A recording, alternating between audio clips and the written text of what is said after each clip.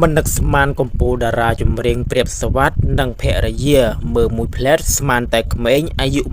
25បងប្អូនមើលទៅមុខតារាចម្រៀងព្រាបសវត្ថអាយុជាង40ឆ្នាំទៅហើយប៉ុន្តែផ្ទៃមុខរបស់គាត់មើលទៅដូចជាក្មេងអាយុ20ឆ្នាំទៅ30ឆ្នាំតែប៉ុណ្ណោះចំណែកឯប្រពន្ធរបស់គាត់វិញ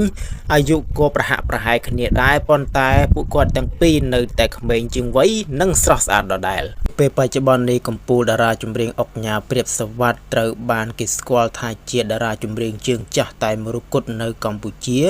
ដែលរក្សាតំណែងភាពល្បីល្បីបាទជាយូរណាស់មកហើយ